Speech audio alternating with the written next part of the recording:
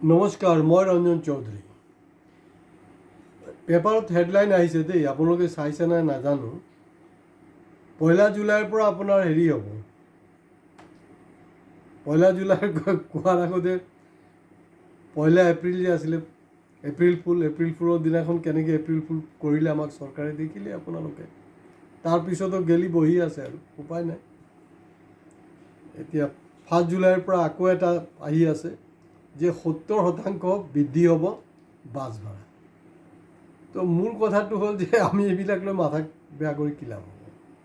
বেয়া কৰি লাভ নাই। কি অসুবিধা আছে? 70 কেলে 100% বঢ়াই দিব লাগে, কোনো প্ৰব্লেম নাই। কাৰণ আমি ইলেকশ্যন 9 এপ্ৰিলত ইলেকশ্যন হৈছে। 9 এপ্ৰিলত আগতে পেপাৰত আহিছিলে যে 1 এপ্ৰিলৰ পৰা টোল গেট ৰেটটো বঢ়াই দিয়া হ'ব।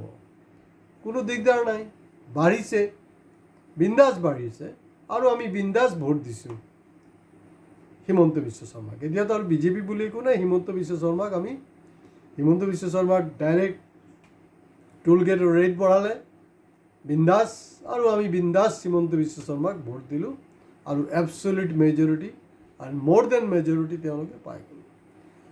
এতিয়া কোনোবাই মোক লিখিছে যে ছাৰ আপুনি এইটোৰ ওপৰত ক'ব লাগে।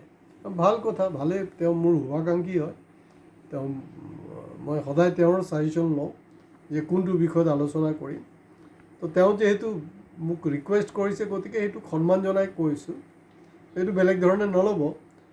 তো একচুৱেলি চাওক, এই যে ইমান যে ফ্লাইঅভাৰ হৈ আছে নহয়, এইটো এটা প্লেনিং মাফিক হৈ আছে। তো এতিয়াতো তাততো কনষ্ট্ৰাকশ্যন হ'ব, আকৌ দুৰ্নীতি হ'ব, কোনোবাই কমিশ্যন খাব, তাত এনকুৱাৰী কমিটি হ'ব, আকৌ তাত 2 নম্বৰী, এইবিলাকতো চলিয়ে থাকিব। এইটো যুগান্ত অনন্তকাল।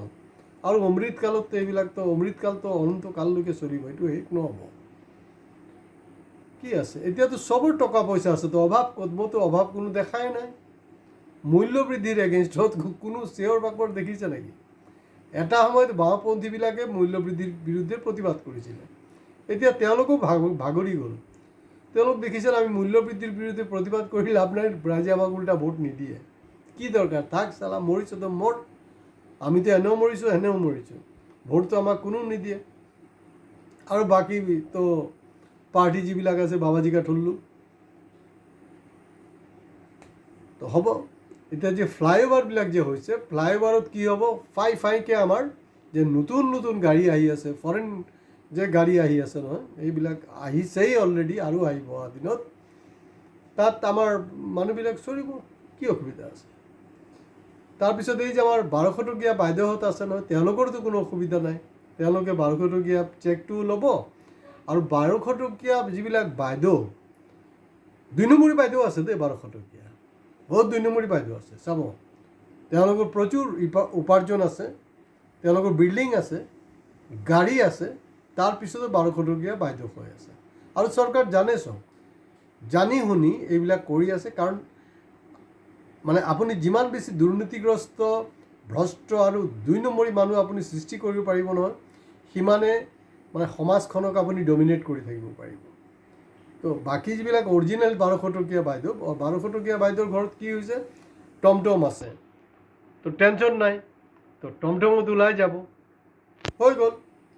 আচ্ছা, তাৰপিছত আহিলে এতিয়া আমাৰ মিডল ক্লাছ, কি অসুবিধা আছে? কোনো দিগদাৰ নাই।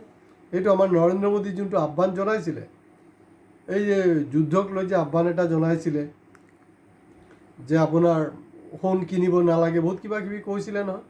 মই এটা এপিছ'ডত কিন্তু কৈছিলোঁ যে মোদী যোনটো ক'ব তাৰ উল্টাটো আপুনি কৰিব, সদায় উল্টাটো কৰিব।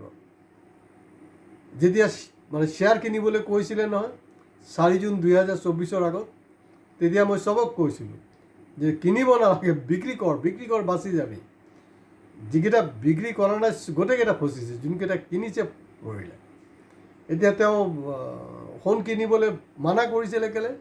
কাৰণ আমাৰ ৰিজাৰ্ভ বেংকৰ যি সোণ আছে, আগতে আমি বন্ধকত দিছিলোঁতো, এতিয়া বন্ধকত বিক্ৰী কৰি দিলে, লেঠাইছে। তো তেওঁ আৰু এটা ভাল কথা কৈছে নহয়, ৱৰ্ক ফ্ৰম হোম, ভালটো। আৰু সেইটো হ'ল কি মিডল ক্লাছৰ কাৰণে। কাৰণ দুখীয়া ঘৰৰ ল'ৰা ছোৱালীটো তেনেকুৱা মাল্টিনেশ্যনেল কোম্পানীত চাকৰি নকৰে নহয়, তো ৱৰ্ক ফ্ৰম হোম কৰিব তাহাঁতি। ৱৰ্ক ফ্ৰম হোম যদি হয়, তেতিয়াহ'লে বাছ ভাড়া 100% বঢ়ালেও দিগদাৰ নাই। কি অসুবিধা আছে? কোনো দিগদাৰ নাই। তো চবেই বিন্দাছ চলি থাকক। খাই থাকক আৰু ইহঁতে কামত লুণ্ঠন কৰি থাকক, কোনো দিগদাৰ নাই। আমি বিহাৰী পকৰত লাগি থাকোঁ। বিহাৰী পকৰত লাগতে এনেকুৱা এটা অৱস্থা, আমি আজি গৈ ক'ত পাইছোঁহি। আৰু এতিয়াতো কোনো ভুলতো বিহাৰী পকৰত নালাগিব, কাৰণ কোনো মতলবেই নাইকিয়া। কাৰণ ইণ্ডিয়াৰ আটাইতকৈ পাৱাৰফুল মানুহ হিমন্ত বিশ্ব শৰ্মা নিজে আত্মসমৰ্পণ কৰিছে বিহাৰীৰ ওচৰত। তেখেতে কেটাগৰিকেলি কৈছে যে অসমত যিমান বিহাৰী থাকে তাতকৈ বহু গুণ বেছি অসমীয়া বাহিৰত থাকে। তো গতিকে আমি যদি ইয়াত পাংগা লগাওঁ, দিগদাৰ কৰোঁ ইহঁতৰ লগত, আমাৰ কেইটা কিন্তু পিটন খাই মৰি থাকিব অসমীয়াকেইটা। তো অৰ্থাৎ ইণ্ডিয়াৰ আটাইতকৈ পাৱাৰফুল মানুহজন ইতিমধ্যে বিহাৰীৰ ওচৰত আত্মসমৰ্পণ কৰিছে। তো আপুনি মিছাকৈ এই পৰাগ দাক নিচিনা শ্বহীদ কেলে হ'ব?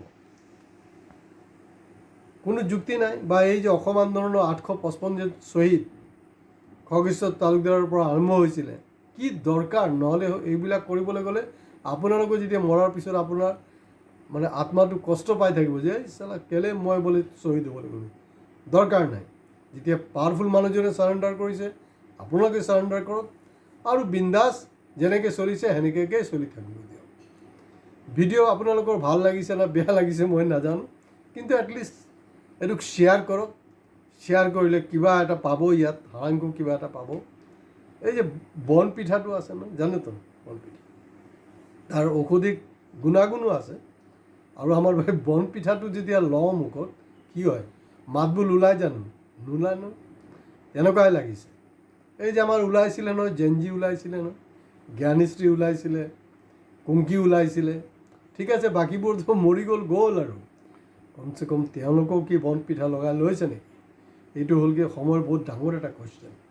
গতিকে আপোনালোকে কমেণ্ট বক্সত কমেণ্টছ কৰিব, লাইক শ্বেয়াৰটো থাকিবই, আৰু প্লিজ ছাবস্ক্ৰাইব কৰিবলৈ নাপাহৰিব। নমস্কাৰ।